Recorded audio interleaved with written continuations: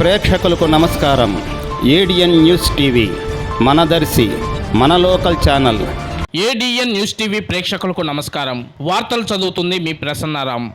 విద్యార్థులకు మేధోశక్తి పెంపొందించేందుకే వేసవి విజ్ఞాన శిబిరాలు తోడ్పడతాయని సంఘ సేవకుడు జీవి రత్నం అన్నారు. గురువారం దర్శి నగర పంచాయతీ శాఖ గ్రంథాలయం ఆధ్వర్యంలో ఏర్పాటు చేసిన శాఖ గ్రంథాలయ వేసవి విజ్ఞాన శిబిరం ముగింపు సందర్భంగా గ్రంథాలయ పాలకురాలు వట్టెం విజయ్ కుమార్ అధ్యక్షతన జరిగిన సభలో ఆయన ముఖ్య అతిథిగా పాల్గొని ప్రసంగించారు. ఈ సందర్భంగా జీవి రత్నం తన ఉపన్యాసంను కొనసాగిస్తూ విద్యార్థులే దేశ భవిష్యత్తు నిర్మాతలని, విద్యార్థులు వేసవి సెలవుల్లో చెడు తిరుగులు తిరగకుండా విజ్ఞాన శిబిరాలకు రావడం ఎంతో సంతోషంగా ఉందన్నారు. విద్యార్థులు ఈ వేసవి విజ్ఞాన శిబిరం రావడం వల్ల విజ్ఞానం పెంపొందుతుందని, చైతన్యవంతులుగా అవుతారని ఆయన పేర్కొన్నారు. యూటీఎఫ్ సీనియర్ నాయకుడు సహజ కవి అట్లూరి రామారావు మాట్లాడుతూ విద్య ఎక్కువగా స్త్రీలకు అవసరమని, స్త్రీలు విద్య నేర్పించినప్పుడే సమాజంలో గుర్తింపు వస్తుందని, దేశం అభివృద్ధి చెందుతుందని అన్నారు. యూటీఎఫ్ మండల నాయకులు మేనగ శ్రీనివాసరావు మాట్లాడుతూ సమాజం పట్ల ప్రేమ, అనురాగం, వాత్సల్యం, సమసమాజ నిర్మాణం కొరకు విద్య చాలా అవసరమన్నారు. అనంతరం ముఖ్య అతిథులుగా వచ్చినటువంటి ఏడిఎన్ న్యూస్ టీవీ మరియు SDR news TV local channel senior reporter Jupalli కోటేశ్వరరావును,